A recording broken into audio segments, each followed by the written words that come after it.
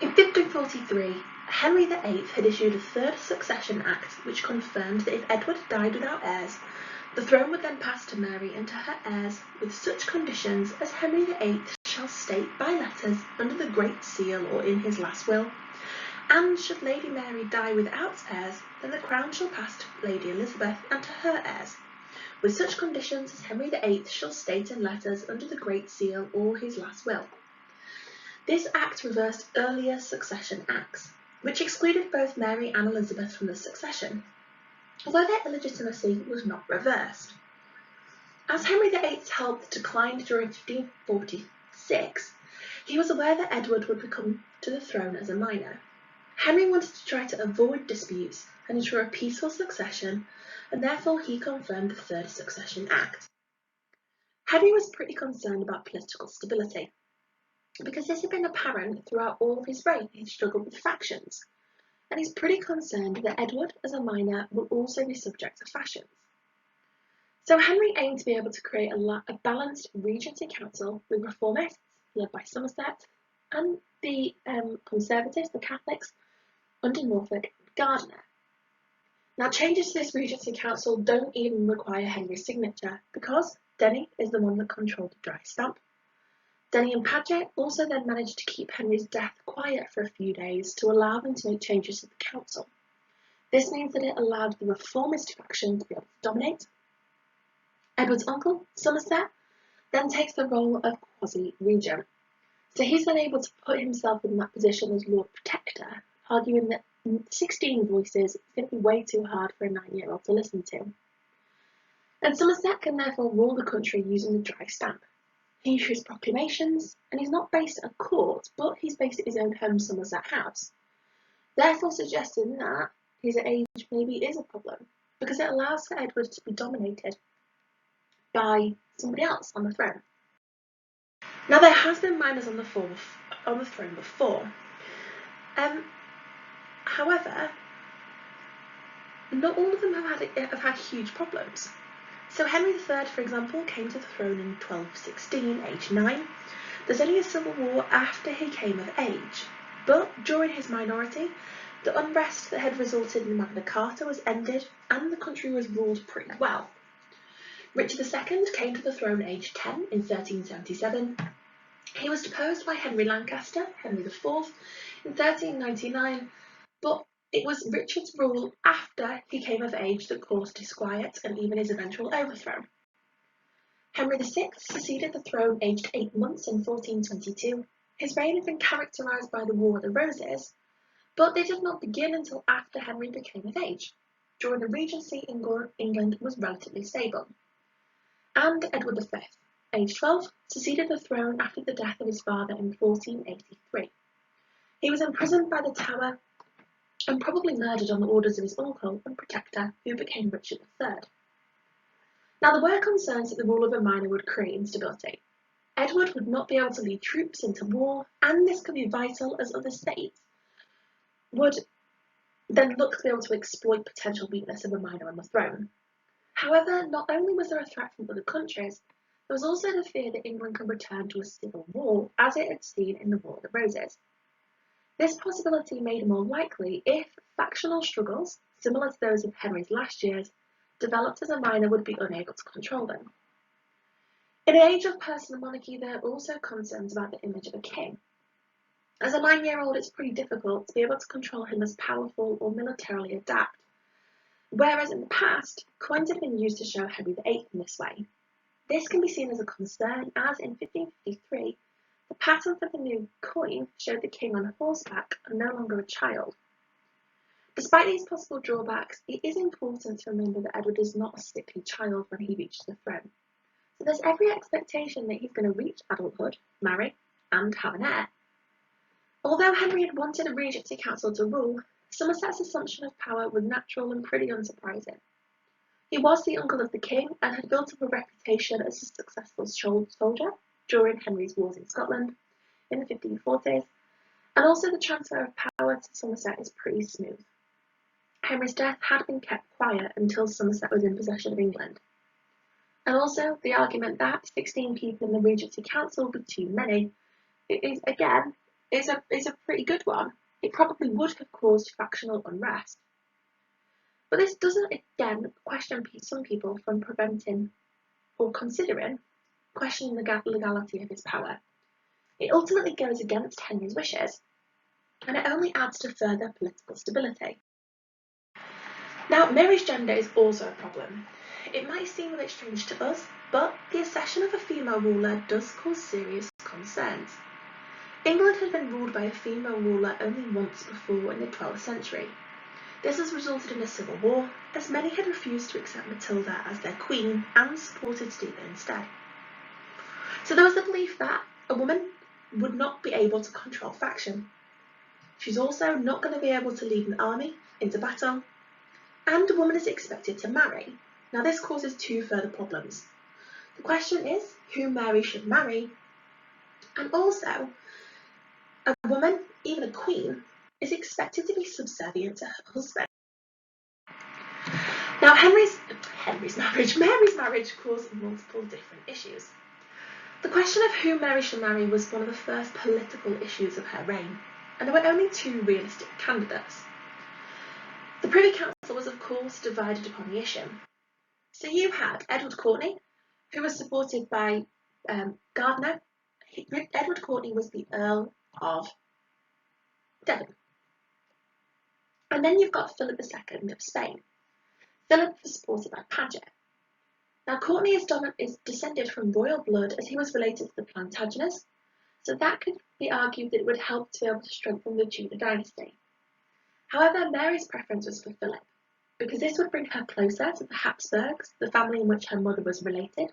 Charles V was Catherine of Aragon's nephew, and Mary raised this issue with council on the 27th of October 1553. She simply announced that her plan was to be able to marry Philip. However, that doesn't stop people from being particularly happy. Rebellion breaks out in January 1554, only 6 months after the Lady Jane Grey affair. So that can be used as evidence to be able to suggest that the unrest was caused by a female ruler. Plotting had begun as soon as there was rumours of a marriage, and it involved members of the political elite, led by Sir James Croft, Sir Peter Carew, and Sir Thomas Wyatt. These men had all held offices under both Henry VIII and Edward, and they now feared that they would lose their influence.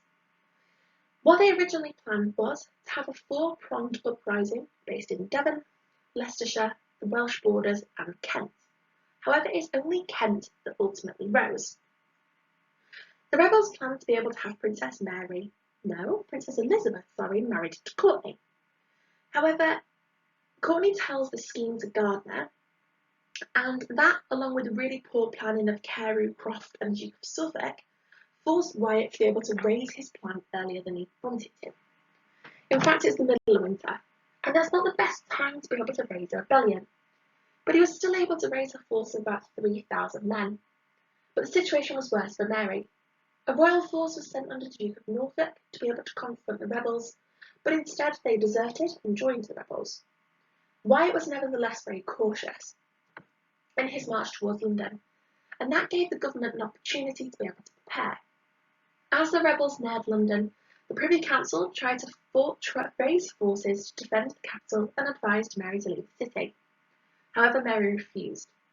Again, good example of why gender isn't a problem.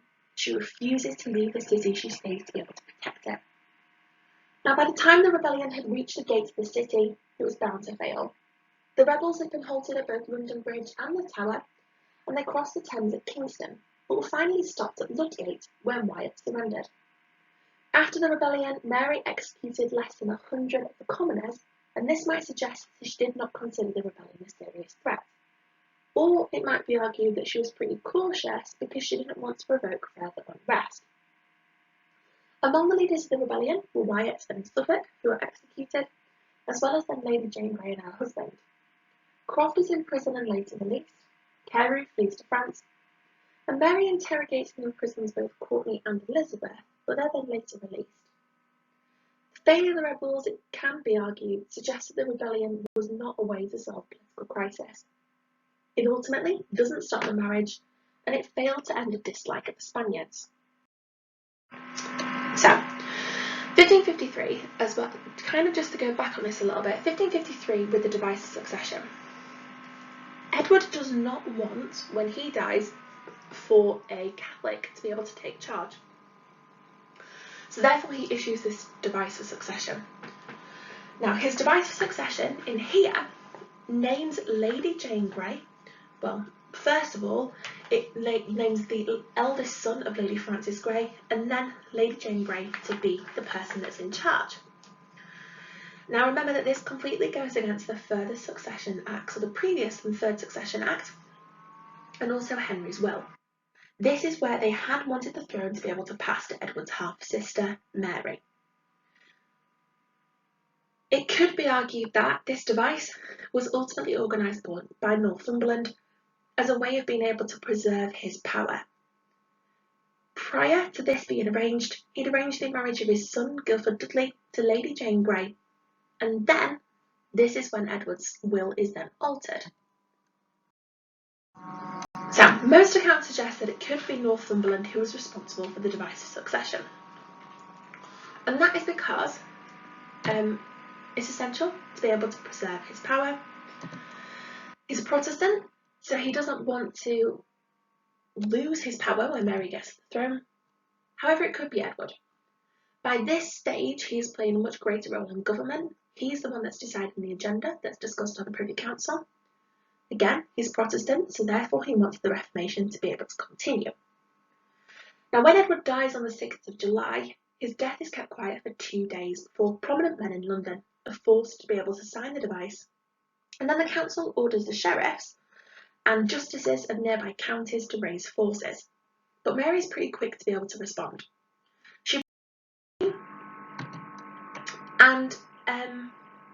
She sends letters to the Privy Council and towns informing them that she is in charge. Mary behaves as the rightful monarch, quite rightly to be fair, and makes it clear that any people who opposed her are opposing a legitimate ruler. The question of legitimacy is important, particularly for the ruling classes, because if they supported legitimate claimants, all laws could be then challenged and their right to land could also be questioned. It's in their interest to be able to support the rightful ruler, to be able to avoid the potential for civil war. Now, when Mary then writes to the Privy Council saying that she wants to be able to take power, the Privy Council do switch sides later on. So they enter. Lady Jane Grey, first of all, is proclaimed as the Queen against her will on the 10th of July, and Mary issues a series of proclamations, so a letter of summons in which she says that she is the Queen of England.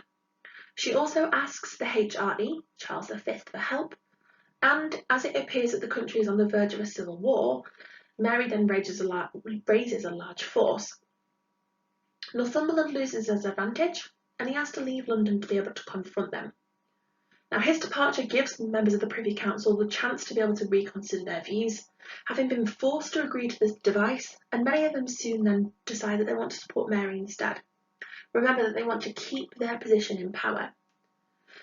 Moreover, not only did Northumberland not gain support as he marched towards them, but many of them also deserted him, despite him raising their pay. In the end, Northumberland is forced to abandon his march towards Framlingham, which is Mary's base. He retreats back to Cambridge, and then Mary is proclaimed the Queen. When she enters London at the end of the month, she's greeted with enthusiasm. The main issue for her is that people wanted her. She is a legitimate heir.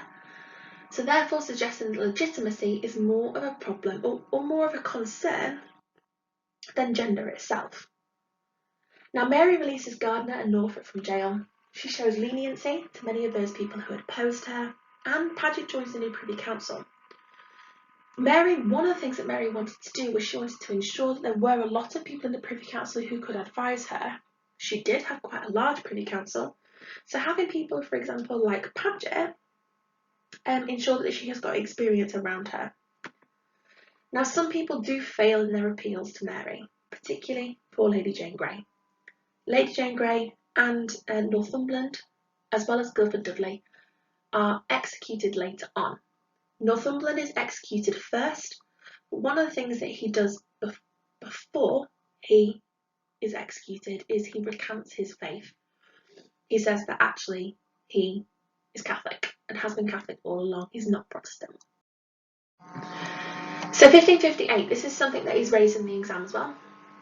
Mary makes no attempt to be able to alter the succession of 1558, although she did try and persuade Elizabeth to maintain the Catholic faith. When she died, the crown is offered peacefully to her sister, suggesting that legitimacy and succession, as stated by Henry in the Third Succession Act, is more important than issues of religious belief. Is it because Mary's seen this before? Is it because she knows that people react and are unhappy, quite rightly so, if the line of succession is altered?